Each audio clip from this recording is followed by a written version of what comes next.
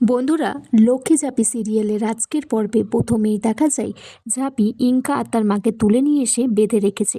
তখন সেখানে ঝাঁপি এসে বলছে গুড মর্নিং। তখন ইনকা বলছে আমাদেরকে তুলে কেন নিয়ে এসেছো? বলছে পিঁপড়ে খাওয়াবো বলে। আমার কোম্পানির প্রত্যেকটা হোর্ডিং যেখানে যেখানে তোমরা পুড়িয়ে দিয়েছো সেইগুলো আবার আগের অবস্থায় রেখে দিতে হবে, পারবে তোমরা? তাহলেই ছেড়ে দেবো।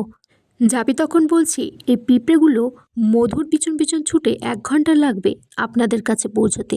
এইটুকু সময়ই আছে, বলুন করতে পারবেন কি? না হলে এই নির্জন জঙ্গলে বেঁধে রেখে চলে যাব, চিৎকার করলেও কেউ বাঁচাতে আসবে না।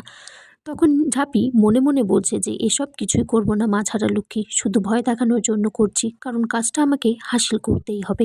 ঝাঁপি তারপর রনিতের কাছে ফোন ধরিয়ে ইনকার মার সাথে কথা বলিয়ে দেয়।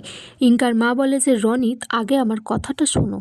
কালকে আমরা যেখানে যেখানে ঝাঁপিদের হোর্ডিংটা পুড়িয়ে দিয়েছিলাম 1 ঘন্টার মধ্যে সেটা আবার লাগানোর ব্যবস্থা করো।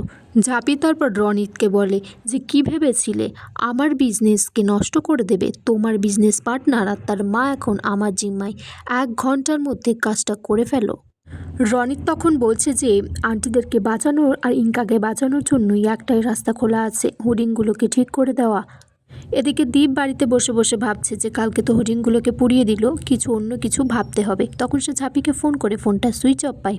তখন দীপের মা দীপকে কফি দিতে এসেছে আর বলছে যে ঝাঁপিকে আর বাড়তে দিস না, ও তো রাত পর্যন্ত বাইরে থাকবেই আর বাড়ির বাচ্চাগুলোকেও নিয়ে যাবে সাথে করে।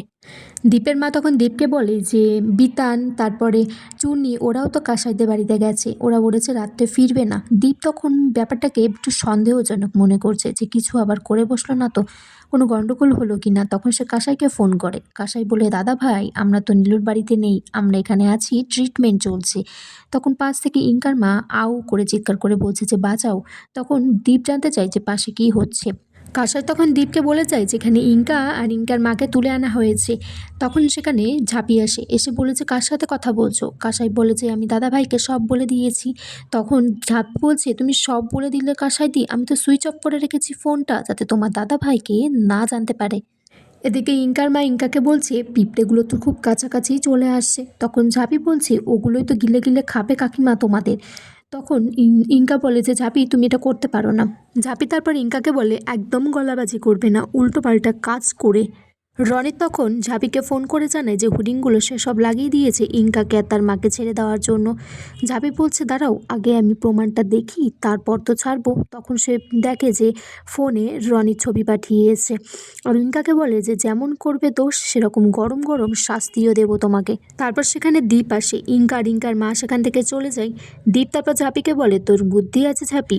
ঝাঁপি তারপর বলছে লক্ষ্মী ঝাঁপি ফিনান্সের কাজে বাধা দেয় এমন কে আছে? দেখো না কাল থেকে কত লোক এখানে হাসে। তারপর দেখা যায় যে অনেক লোক তার ব্যাংকে এসেছে লোন নেওয়ার জন্য, অনেক রকমের লোক। সেখান থেকে একজন ফোন করে ইনকাকে জানায় যে এখানে তো ঝাঁপির ব্যাংকে লোকের পুরো বন্যা বয়ে গেছে। রনি তো তখন একটা চালাকি করে বুদ্ধি খাটায় যে যাদেরকে লোন দিয়েছে ঝাঁপি তাদের মধ্যে 3জনকে তুলে নিয়ে এসে তাদের ক্ষতি করার চেষ্টা করছে।